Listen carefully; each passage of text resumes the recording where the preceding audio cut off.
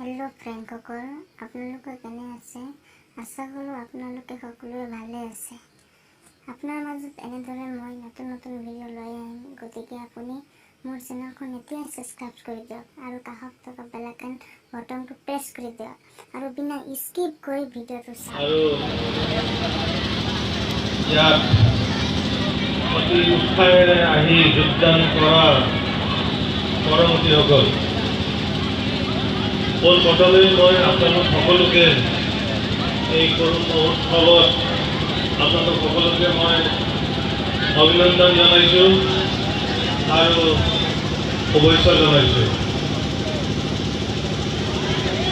মই কিছু সময় বহি আছিলোঁ তেতিয়া মই যিখিনি কথা শুনিলোঁ পৰম উৎসৱৰ বিষয়ে মোৰ এটাই মই ভাবোঁ प्रकृतते परम उत्सव এটা प्रकृतिर पूजा प्रकृतिक आमी पूजा करूँ तारमाने प्रकृतिक आमी किमान मूल्यवान किमान आमी श्रद्धा करूँ সেই श्रद्धाटुके प्रकृतते परम उत्सवर जरिए प्रकाश करा है।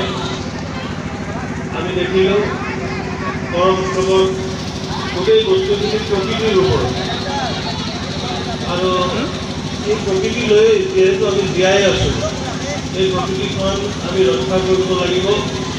আমাৰ যিবিলাক গছ গছনি আছে যিবিলাক বায়ু বতাহ আছে যিবিলাক আমাৰ মাজত প্ৰকৃতি আছে এই প্ৰকৃতিবিলাকক আমি জীয়াই ৰাখিব লাগিব আৰু প্ৰকৃতিৰ লগত আমিও জীয়াই থাকিব লাগিব।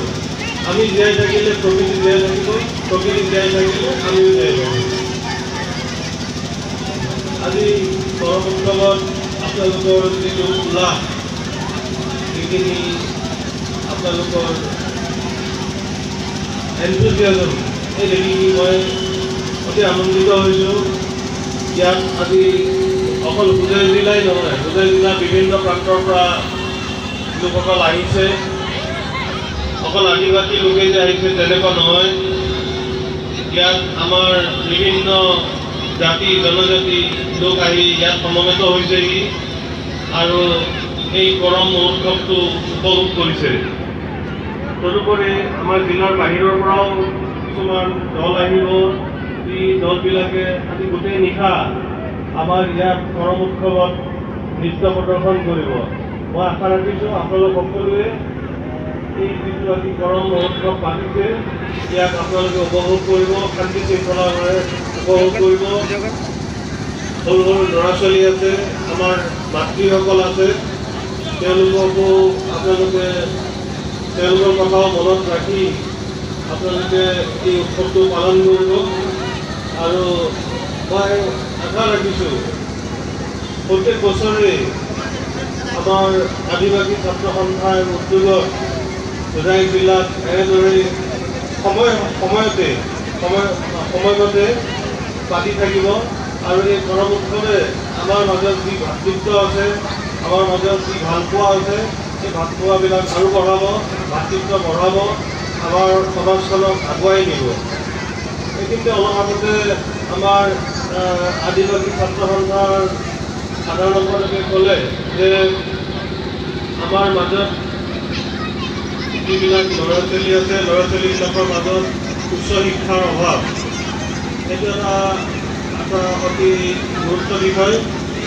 আমি আমাৰ ল'ৰা ছোৱালীবিলাকক বিশেষকৈ মই আমাৰ আদিবাসী যিবিলাক ল'ৰা ছোৱালী আছে তেওঁলোকক মই অনুৰোধ কৰিব বিচাৰিছোঁ বা যিসকল অভিভাৱক আছে মই সকলোকে ক'ব বিচাৰিছোঁ যে শিক্ষাই আজি প্ৰকৃততে মানুহৰ কাৰণে মেইন বস্তু। আমাৰ যদি শিক্ষা নাথাকে আমি আগবাঢ়ি যাব নোৱাৰোঁ।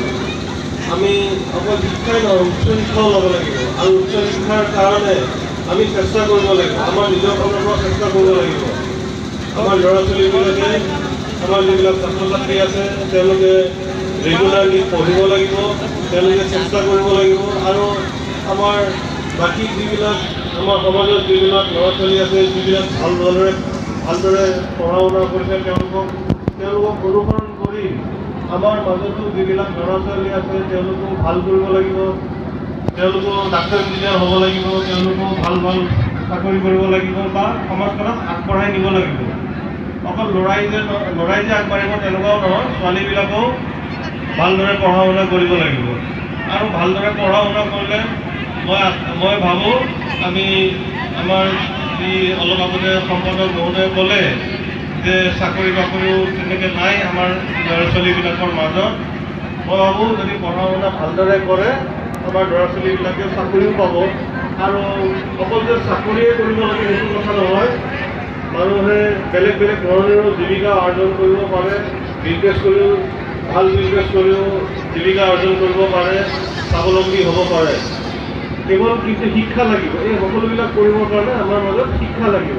সেইকাৰণে শিক্ষাটো বহুত ডাঙৰ বস্তু, বহুত গুৰুত্বপূৰ্ণ বস্তু। আপোনালোকে শিক্ষাটোক বহুত গুৰুত্ব দিব। ল'ৰা ছোৱালীক সময়মতে স্কুললৈ পঠিয়াব, ল'ৰা ছোৱালীক কিতাপবিলাক আপোনালোকে দিব। যদি ল'ৰা ছোৱালী ভালদৰে পঢ়িব পৰা নাই তেতিয়াহ'লে পাৰিলে টিউশ্যন দিয়াৰ ব্যৱস্থা কৰিব, যাতে ল'ৰা ছোৱালীবিলাকে পঢ়াত কোনো অসুবিধা নাপায়। আপোনালোকে সিহঁতক পঢ়াৰ কাৰণে এটা পৰিৱেশ দিব লাগিব। ঘৰত এটা পৰিৱেশ দিলেহে ল'ৰা ছোৱালী পঢ়িব পাৰে, নহ'লে ল'ৰা ছোৱালী নপঢ়ে। গতিকে ল'ৰা ছোৱালীবিলাকে যাতে কমেও ৩-৪ ঘণ্টা পঢ়ে, তাৰ কাৰণে আপোনালোকে ল'ৰা ছোৱালীবিলাকক সুবিধা দিব লাগিব, এটা পৰিৱেশ আনি দিব লাগিব। তদুপৰি আমাৰ ইয়াত তেখেতে আৰু এটা কথা ক'লে যে ইয়াত আমাৰ মানুহবিলাকৰ কিছুমান বহুত মানুহৰ মাটিৰ পতা নাই। এই মাটিৰ পতাৰ কাৰণে মই আপোনালোক সকলোকে অনুৰোধ কৰিছোঁ, আপোনালোকে মাটিৰ যিবিলাক যাৰ পতা নাই পঢ়ি আছে, সেই মানুহবিলাকে মণ্ডলৰ অফিচত গৈ, আমাৰ চাৰ্কুল অফিচত গৈ তেওঁলোকে যদি দৰখাস্ত কৰে, কাবুলা দৰখাস্ত, তেতিয়াহ'লে এই মাটিবিলাক তেওঁলোকে বহি থকা মাটিবিলাকক আমি পটা দিয়াৰ ব্যৱস্থা কৰিম। এটা ছিষ্টেম এটা আছে। গতিকে আপোনালোকে পাৰিব লাগিব। আপোনালোকে মণ্ডল অফিচত গৈ কেনেদৰে ফৰ্ম ফিল আপ কৰে, কি কাগজ পত্ৰ লাগে, এই বস্তুবিলাক দিব আপোনালোকে। আমি নিশ্চয় আপোনালোকক সহায় কৰিম। আৰু আমি জানো আপোনালোকে এতিয়া অলপ আগতে ক'লে যে 1870 চনতে কিছুমান লোক আহি এই তেলী বস্তিখনত আহিছিল, জংঘল কাটি পেলাই ইয়াত বহিছিল। যিহেতু আপোনালোকে 1870 চনৰ পৰাই ইয়াত আছে, গতিকে আপোনালোকে পট্টা আপোনালোকৰ যে নেপাব তাৰ কোনো প্ৰশ্নই নুঠে। আপোনালোকে এপ্লাই কৰিলে আপোনালোকে পট্টা পাব। ঠিক তেনেদৰে আপোনালোকৰ যিবিলাক ল'ৰা ছোৱালী আছে, মই ল'ৰা ছোৱালীবিলাকক আকৌ অনুৰোধ কৰিছোঁ, এই ল'ৰা ছোৱালীবিলাকৰ কাৰণে স্কলাৰশ্বিপৰ ব্যৱস্থা আছে। স্কলাৰশ্বিপৰ pre matric scholarship, post matric scholarship, এইবিলাক কথা আপোনালোকে অফিচবিলাকত অলপ খবৰ খাতি কৰিব। যিসকলে জানে খবৰ খাতি কৰি ফৰ্মবিলাক আনিব, ল'ৰা ছোৱালীবিলাকৰ মাজত দিব। আৰু এই ফৰ্মবিলাক এপ্লাই কৰিলে ল'ৰা ছোৱালীবিলাকে স্কলাৰশ্বিপো পাব। মই সেইকাৰণে আপোনালোকক সকলোকে কৈছোঁ যে আপোনালোকে অলপ সজাগ হ'ব লাগিব।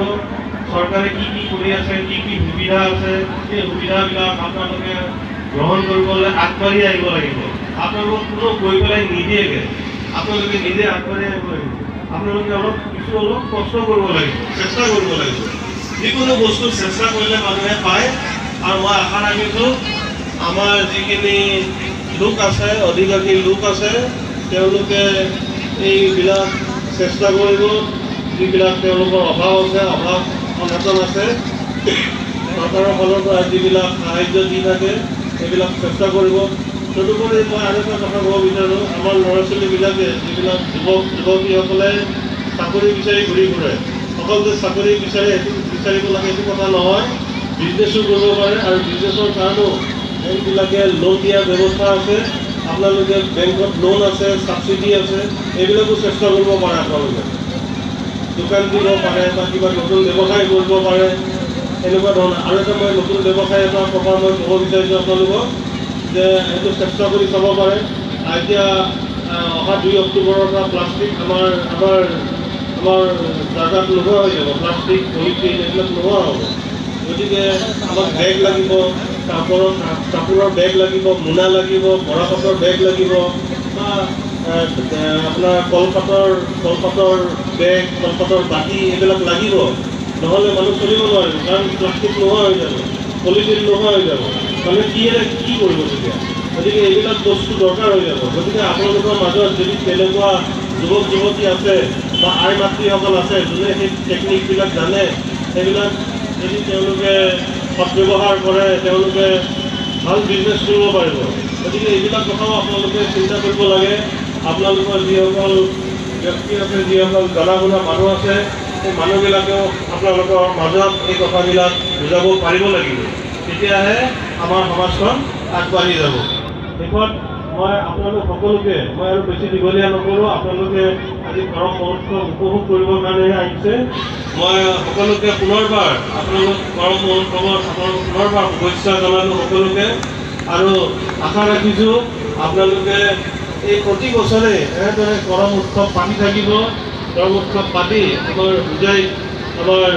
আমাৰ নিজৰ যিটো আমাৰ আদিবাসীসকলৰ মাজৰ যিটো কৃষ্টি আছে, কলা কৃষ্টি আছে, সংস্কৃতি আছে, সেই সংস্কৃতিটোক জীয়াই ৰাখিব, ভাষাটোক জীয়াই ৰাখিব, আৰু এট দ্য ছেইম টাইম একে সময়তে আপোনালোকে সমাজত ভাতৃত্ববোধ গঢ়ি তুলিব।